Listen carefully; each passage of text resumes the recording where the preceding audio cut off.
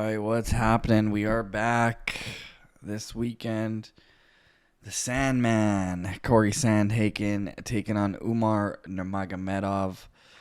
It's a good card, man. For a fight night, this card is insane. I'm not going to lie. It's really good for a fight night.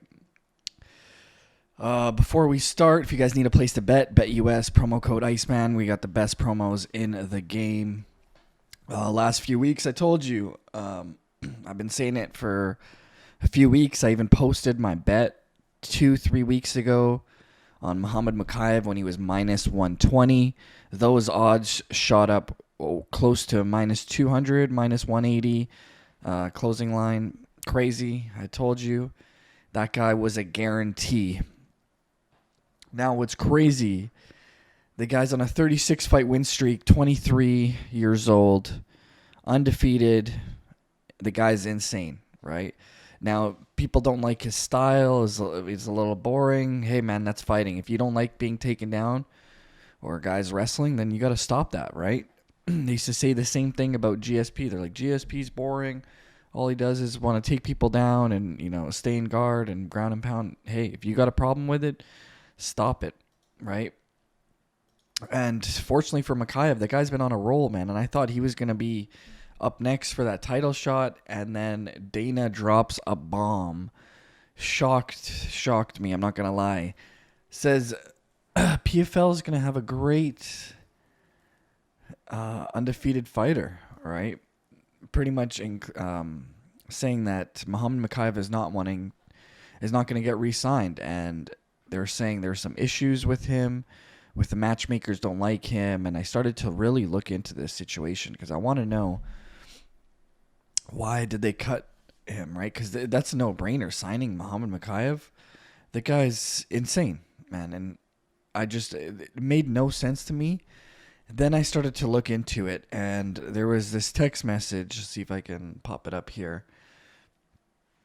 Basically implying that Muhammad Mokaev used he sort of messaged the PFL, something like this, to see what they would offer him, just so he can go back to the UFC and say, hey, if you're not going to pay me this, PFL's offering this, and sort of do it what athletes do, so you can match the price what the PFL is, or give them more money. You see it a lot in professional sports, right? NHL, NBA, like, hey, this team's going to pay me this much. Are you willing to match it or pay me more? And to me, that didn't seem like a big deal, but the UFC is a monopoly, and they do not like that stuff at all. And they were just like, poof, you're gone. And they got rid of him, man. People were trying to say it was because they had a fight in the hotel. It wasn't because of that, I can assure you. Muhammad Mokaev did sucker punch Manel Cape at the hotel, and there were some issues at the hotel, but that was not the reason they cut him. It was because he basically contacted PFL and seeing what he could be worth, right? And to be honest, that's not a big deal to me. But to the UFC, who's a monopoly, they ain't gonna be with that, right? They're like, if you don't want to be here, you want to go PFL, poof, gone. They ain't playing around, man. Jeez, they just got rid of a top undefeated guy like it was nothing. And I know flyweights they don't care as much for, but that's a guy they really, if he want to keep a couple more, man, they really could have started pushing that guy heavy. I'm really upset with that. So it's unfortunate. And that's why you said Dana White's like, PFL is going to have a nice undefeated guy. It's funny how he said PFL. He never mentioned one or anything, because I don't even think PFL has a 125 division. I know one does. But that's crazy how he just mentioned it. There's like a side shot. But anyways, yeah, that sucks. But because that guy's been making us money. Everyone who's been watching, I've been telling you guys for years now. Muhammad Mokaev, you just keep taking him. He keeps winning for us. The guy's killing it. And now, Dana's trying to shut it down. I watched also the Weighing In podcast. They said betting may have something to do with it. It was a weird thing Josh Thompson was bringing up. I was like, that'd be very strange if gambling was the reason they got rid of him, but I don't think that's the case. So let's see here. This is a sick main event. Corey Sandman Sandhagen taking on Umar Nurmagomedov, cousin of Khabib Nurmagomedov and brother of Usman Nurmagomedov, who is the lightweight champ out in Bellator, which is now PFL or whatever. But yeah, man, the odds here, this is disrespectful. Plus 250. Man, Corey Sandhagen's a dog. He's a live dog in this one. I can tell you this: if this fight stays on the feet, Corey Sandhagen has a great chance. I think he might even be the better striker out of the two. Now, Umar, he's a very good striker, don't get me wrong. And he's a guy who can mix it up. He's got kicks, he's got punches, he's got a fast switch kick. And he's got great takedowns, right? But one thing Umar does not have great, it's his chin. If you've seen his last fight, he got hurt pretty bad. And the guy he fought was some random dude from Kazakhstan. He does not have the experience of a Sandhagen, man. Sandhagen is for real. He's a great striker, man. He's got a lot of experience. He's fought everybody. Aljo, TJ, Chito, everybody in that division, man. This guy is experienced. He's got great footwork. And he can really strike, man. And Umar's keys to victory clearly is going to be the takedown. And Corey Sandhagen he is a very good wrestler, right? But he does have some issues when guys are better wrestlers than him. Like TJ Dillashaw, right? He exposed Sandhagen and his wrestling. He really took Sandhagen down. And I believe Umar Nurmagomedov has much better grappling than TJ Dillashaw. Umar's grappling is insane. The speed of his shot is insane. So, man, I really don't want to bet either of these guys here. Well, like I would bet Umar if it was even closer odds. Sure. Sandhagen's a live dog though, plus 250, man. If this fight stays standing, Sandhagen can clearly clip him. The guy Umar fought last time clipped him, and he's no Sandman. This is crazy. They're really disrespecting Corey, but you know, the game plan is simple for Umar. Take him down, get the submission, and, you know, Aljo submitted Sandhagen with the RNC. Umar has great back takes, and he's got a great RNC choke. I'm thinking he's probably going to get the submission here, but, man, do not count out Sandhagen at all. Live dog, plus 250. He might be able to close the show on Umar. Umar's chin suspect, man. Suspect. Up next, Shara Bullet. This boy is an insane striker. The Pirate, or, you know, One Eye, they call him the Bullet. He's the only guy out of Dagestan who can't wrestle. Or is he out of Dagestan or Moscow? I'm not sure.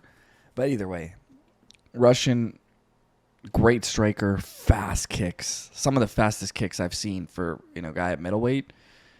You know, he's probably walking around like 210, 205 at least. And, you know, he's got fast kicks, man. Insane striker, heavy hands as well.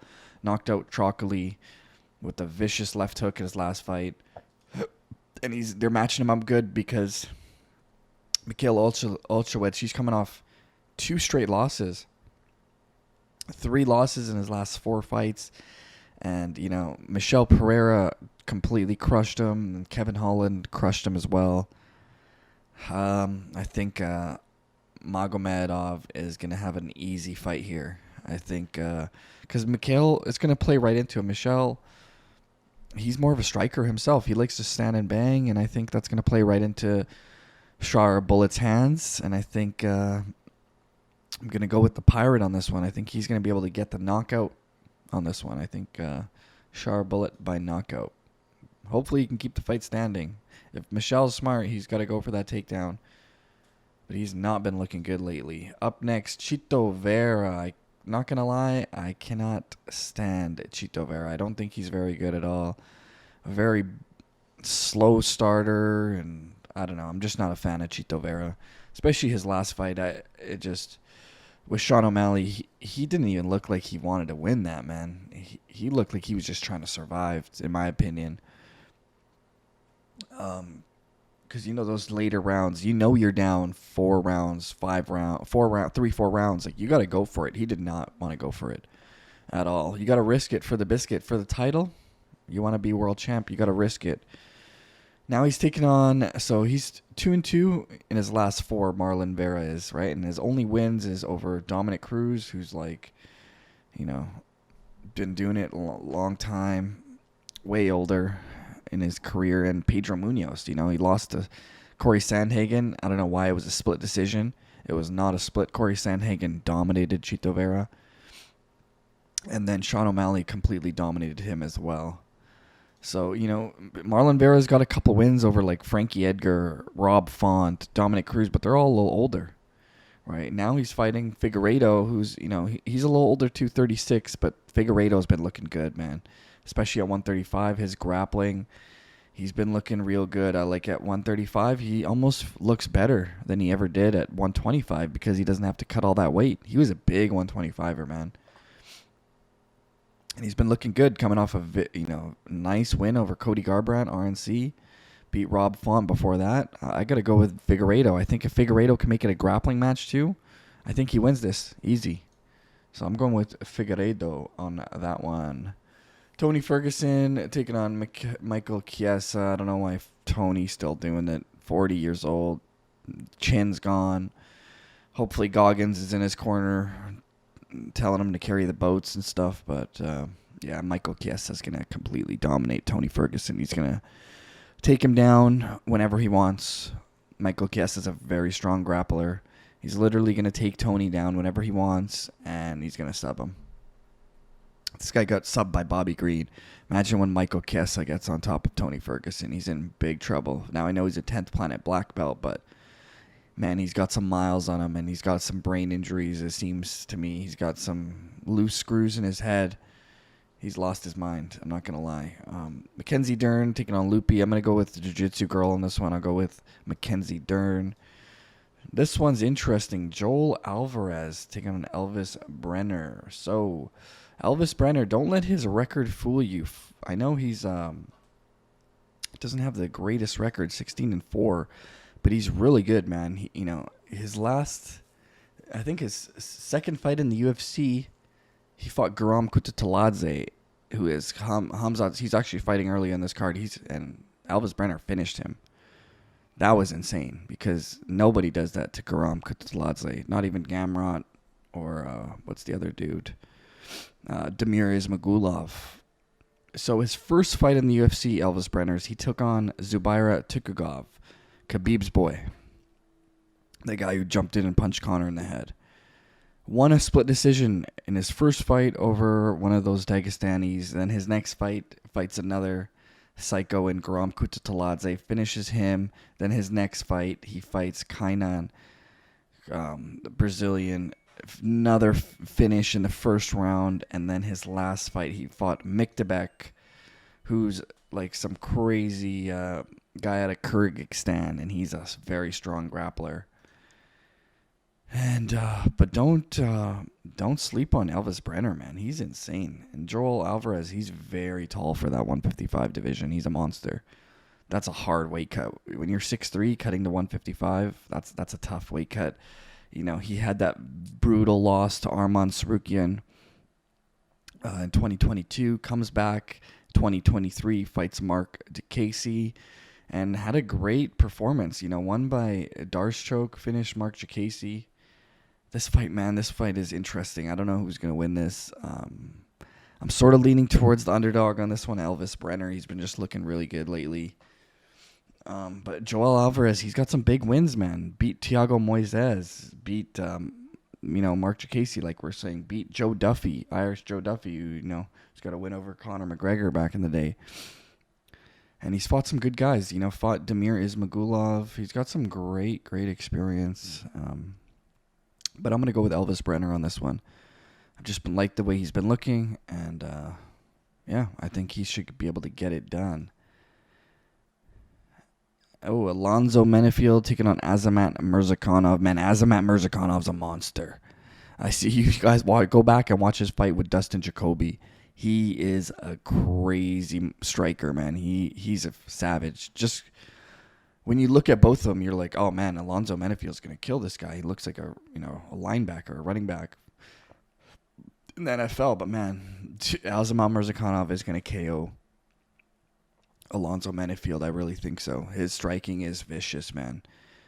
These Russians are for real. So I'm gonna go all in on Azamat Murzakanov.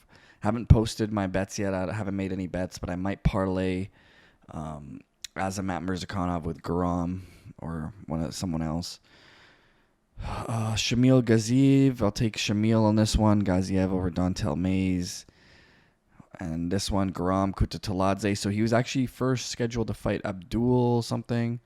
Now they switched it to Jordan Vicencic, who's never fought in the UFC. In his first fight, he's fighting Garam Kutataladze, who's got a lot of experience. He's also Hamzat's training partner, so they've been getting some wrestling in with those guys.